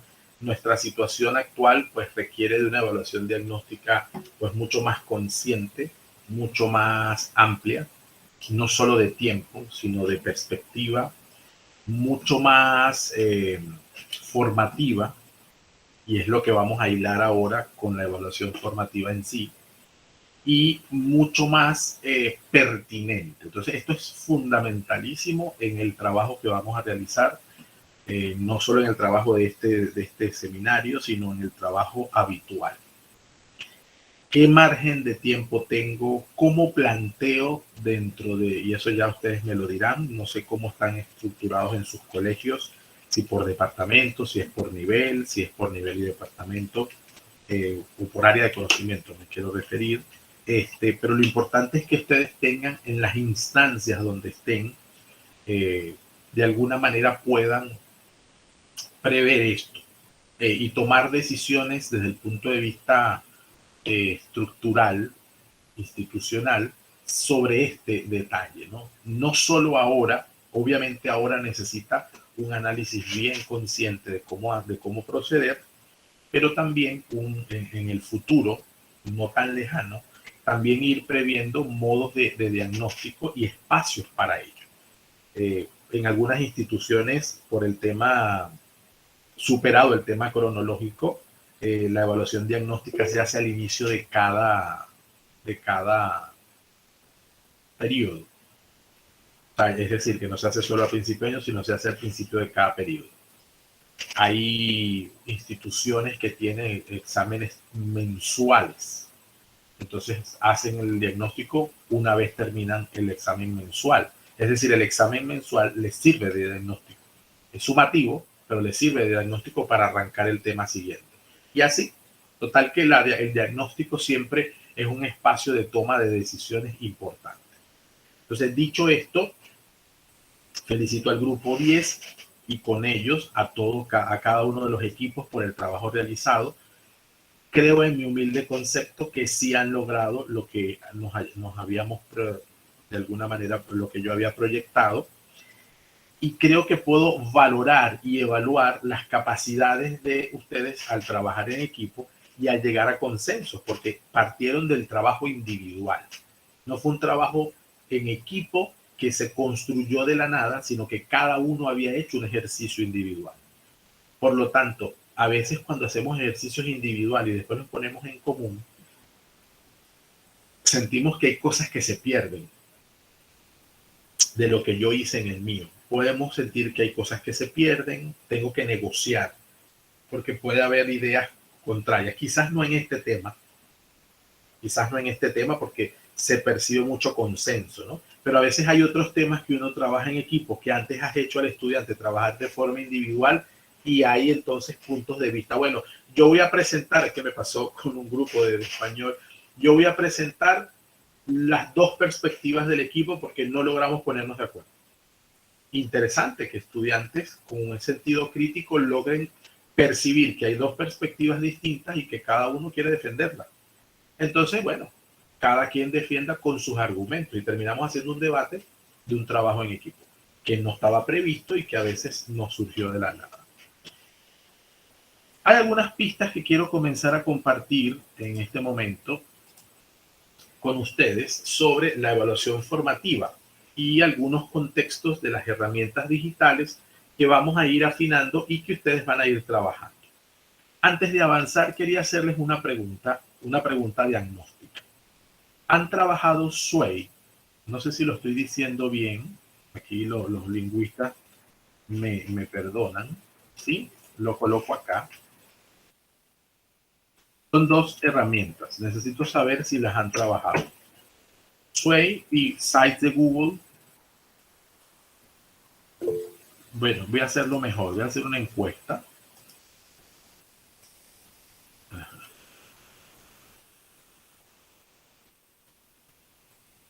Sway no, Sites sí.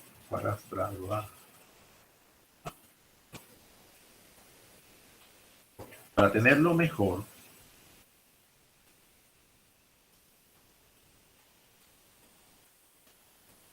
en general todos dicen que no. Ok. Bien, les va a aparecer, escúchenme un momento. Ok. Escúchenme un momento. En la parte de abajo de su Meet tienen un espacio de actividades que tienen un triángulo, un cuadrado, un círculo. ¿Sí lo ven? Hagan clic allí y tienen una encuesta y la pueden ir llenando. ¿Sí? Eso, ya la van llenando. Muy bien.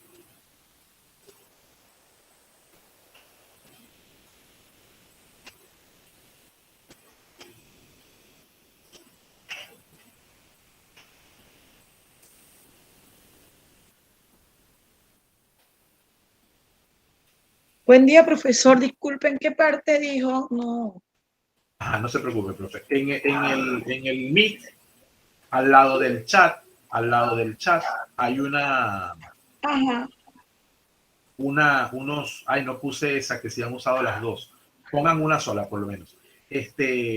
Hay unas figuras geométricas, un triángulo, un cuadrado, un círculo, ¿lo ves?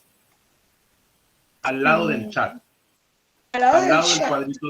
No, me En la parece. esquina inferior derecha. Ajá, abajo a la derecha. ¿Sí lo ves, Peggy? En la esquina derecha. abajo. Voy a compartir mi pantalla un momento para que lo veas, ¿sí? Ajá.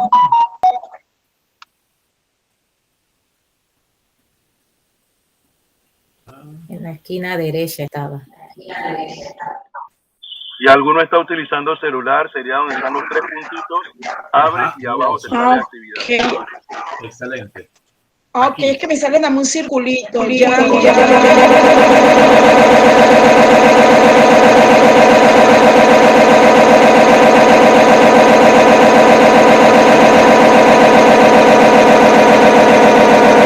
Ya va, que se va a hacer un sonido ya. Perdonen. ¿Sí lo ves? Acá. Le das allí y buscas encuesta y rellenas tu encuesta. Sí, ya. ¿Vale? Sí, ya, profesor. Ya me salió, sí. Pero ahí me sale breakout rooms, polls, Q&A, and whiteboard. No lo escucho. Y encuestas. La encuesta es en Pulse. En Pulse es donde hay que entrar. Peggy, Pulse. Arriba. Listo, gracias. Ya, sí, gracias.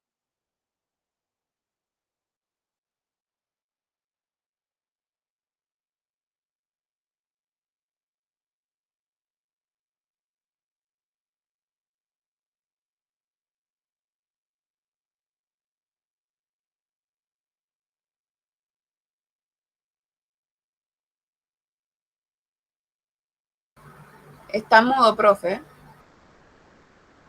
Yo estoy hablando como loco aquí. Estoy haciendo mi diagnóstico. Vamos a utilizar el diagnóstico. Ya han votado 80 y las tendencias son interesantes, ¿no? Hasta ahora 61 de 83 no conocen ninguna de las dos. 20 han utilizado Sites y 2 Sway. Bueno, déjeme decirle que ustedes trabajan Teams, ¿verdad? Y Teams es de Microsoft, ¿cierto? Y Sway es de Microsoft.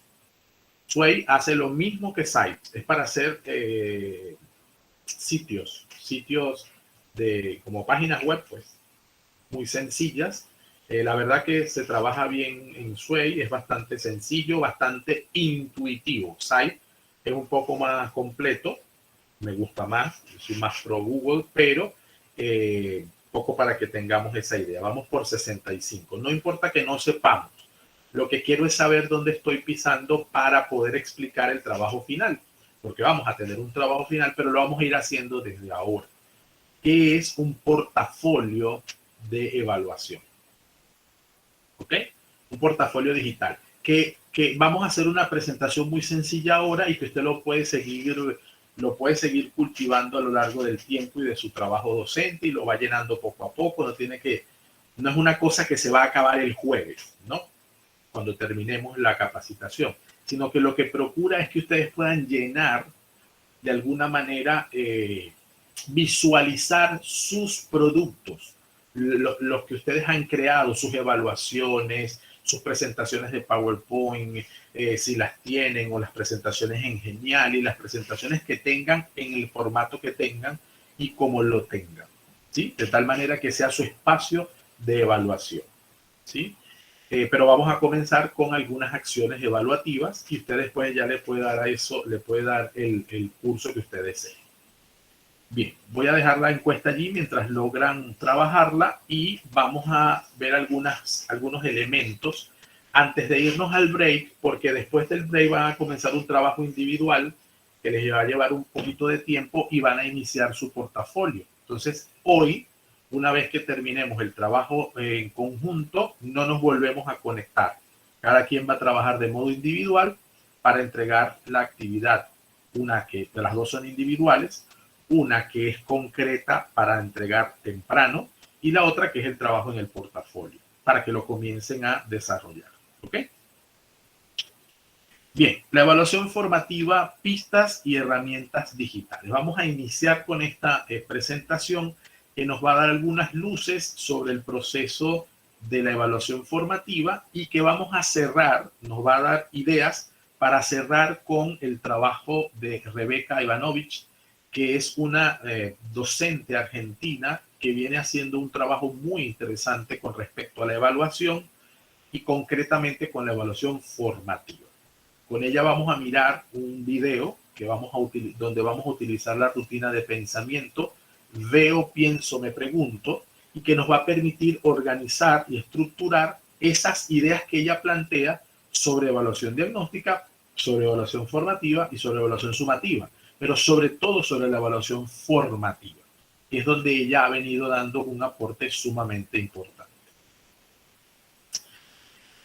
Algunos referentes fundamentales al momento, en este momento y como punto de partida del proceso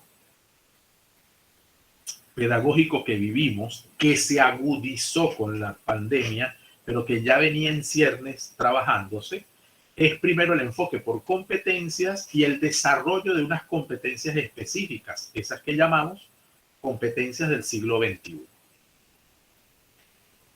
Eso nos va a llevar a 4 aspectos que necesitamos comprender desde el punto de vista de la evaluación. Recuerden que la evaluación no es solo el culmen del proceso pedagógico, pero es cierto que es el que permite recoger en principio hacia dónde vamos y luego recoger cómo continuamos.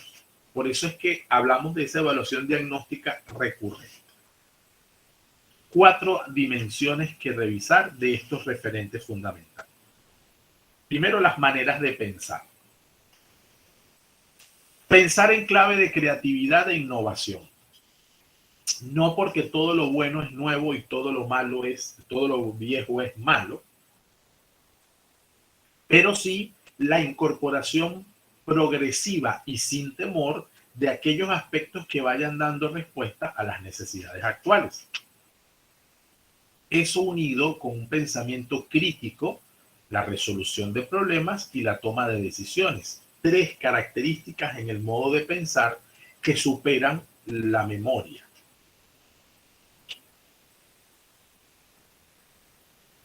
Y luego el aprender a aprender. el concepto de metacognición, lo que va más allá de la cognición. Dicho en lenguaje sencillo, ya no solamente nos interesa saber qué aprendí, sino cómo lo aprendí. Es decir, reconocer en mí aquellos aspectos o las formas en las que yo aprendo. Hay quien aprende mucho trabajando primero solo y después en equipo. Hay quien aprende mucho solo trabajando en equipo. Hay quien aprende mucho escuchando bastante al profesor. Hay quien aprende mucho no escuchando al profesor, sino leyendo por su cuenta. Esas maneras en las que me permito conocer mi manera de aprender, eso es lo que le vamos a llamar metacognición. A aprender a aprender. O sea, sé cómo aprendo, no solamente lo que logro aprender. Eso nos va de forma directa a unas herramientas para trabajar. La primera, la alfabetización informacional. Eso que les decía ayer, la alfabetización informacional va mucho en la línea de saber cuál contenido es el que más me conviene. ¿Sí? Y también enseñar al estudiante a que defina cuáles son los contenidos más apropiados para él, también es una forma de evaluar cuáles son sus argumentos y cuáles son sus capacidades de análisis y síntesis, porque me permiten de alguna manera determinar hasta dónde puede llegar él al momento de decidir sobre un documento, sobre un contenido y sobre la presentación de una información. Estamos en la sociedad de la información, estamos a un clic de poder saber muchísimas cosas que antes requerían mucho más tiempo. Pero lo cierto, y era lo que les decía ayer, no todo lo que yo vaya a obtener de información quiere decir que sea cierta, que sea probada y que sea útil. Entonces, esas características dentro de la alfabetización informacional son importantes. Y luego, herramientas para trabajar la alfabetización en tecnologías de la información y comunicación. Y aquí hay que dar un salto de las tecnologías de la información y comunicación a las TAC, de las TIC a las TAC, que son las tecnologías de aprendizaje y conocimiento. Estas tecnologías son las que estamos utilizando nosotros. Es decir, porque ya han sido creadas para el aprendizaje, han sido creadas para el conocimiento. Cuando usted consigue una tecnología que está pensada para la educación, ya no es una TIC, es una TAC, porque ha sido pensada para aprender, ha sido pensada para generar conocimiento. Cuando yo voy a un classroom, eso no es TIC, eso es TAC, porque esa tecnología fue pensada para el aprendizaje, para organizar el aprendizaje, para organizar el conocimiento, para organizar la enseñanza. Cuando yo utilizo Teams como espacio de videoconferencia, está pensada para el trabajo escolar. Ojo, el Meet está pensado para el trabajo, que puede usarse para el trabajo escolar, pero está pensada para el trabajo. El Teams como videoconferencia también está pensada para el trabajo y la puedo usar en el trabajo escolar.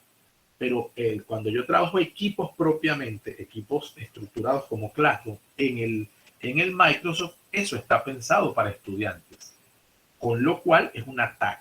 Entonces, esta alfabetización tecnológica forma parte de estas herramientas para trabajar, porque no es solo la tecnología por la tecnología, es el uso que doy de ella y lo que responde a mis objetivos de aprendizaje.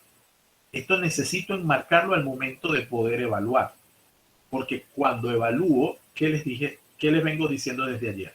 Para que la evaluación sea oportuna, necesito objetivos de aprendizaje bien estructurados. Y el objetivo de aprendizaje bien estructurado, ¿qué requiere? Un verbo dirigido a la competencia, un qué, un para qué y un cómo. Estos 4 aspectos del objetivo de aprendizaje en clave de competencia me pueden ayudar después a que mi evaluación tenga un qué, un cómo y un para qué claro. Eso en el contexto de las herramientas para trabajar. A veces la preocupación del docente es conocer muchas herramientas y eso no está mal. El tema es que se debe conocer la herramienta para trabajar el aprendizaje, para desarrollar el aprendizaje, para lograr el objetivo de aprendizaje. Y esa coletilla que puede parecer innecesaria es la que realmente le da intencionalidad pedagógica a mi servicio educativo. ¿Sí? En ese sentido, tengo dos maneras de trabajar. Una que es desde el punto de vista de la comunicación, de todos los aspectos en los que se relaciona el desarrollo del aprendizaje, y la colaboración desde el trabajo en equipo. Y aquí deberíamos agregar colaboración y cooperación, que no son lo mismo ni tienen las mismas perspectivas en el desarrollo del trabajo. Todo esto es para vivir en el mundo de diferentes maneras o diferentes aspectos para mejor vivir. Uno, el concepto de ciudadanía local y global y ciudadanía digital.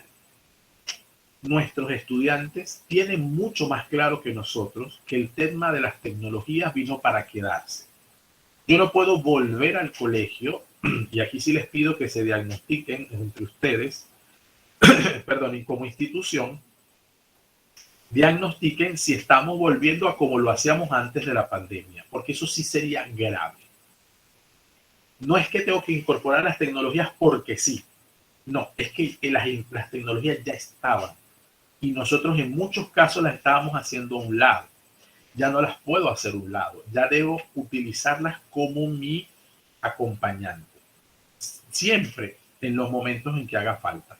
En los momentos en que mis objetivos requieran de un aporte motivacional, integrador, donde el estudiante se sienta mucho más metido en el proceso y pueda salir de sí mismo aspectos importantes del trabajo. Por eso, esa ciudadanía local y global también es digital. La vida y carrera en función de la educación, porque nosotros tenemos un producto que es el estudiante que egresa de nuestras instituciones, pero que necesitó del preescolar y de la primaria para poder desarrollar una secundaria satisfactoria o no. Y luego la responsabilidad personal y social, lo que tiene que ver con la conciencia social y las competencias culturales. Es decir, que sé mucho, pero también sé en qué medio he crecido, sé de mi cultura, sé de mi arraigo y por lo tanto soy un ciudadano que respeta y concibe lo que es local frente también a lo que no lo es, a lo global.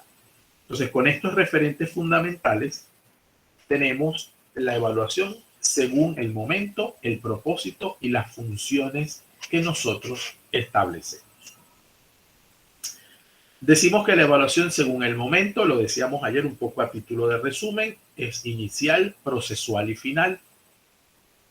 La evaluación según el propósito es diagnóstica, formativa y sumativa. La evaluación según la función específica pronostica y prevé. Es una evaluación que orienta, motiva, regula, acompaña, corrige, integra, promociona y acredita. Son evaluaciones específicas, no necesariamente del aprendizaje. Recuerden que aquí estamos hablando de evaluación en general, al menos en esta lámina. Y no necesariamente todas tienen que aplicarse en la educación o nos pueden parecer similares, sino que también se aplican en otros aspectos y en otros contextos. Y la evaluación según las funciones generales. Obtener información válida y confiable, emite juicios de valor y toma de decisiones. Esta es una evaluación generalmente o aplicable a las organizaciones no escolares necesariamente. ¿Ok? La evaluación diagnóstica, importante y la más olvidada, a modo de síntesis de todo lo que han dicho entre el día de ayer y lo que llevamos de la jornada de hoy, es una evaluación que identifica el punto de partida real. Implica recolección y procesamiento de información de manera oportuna.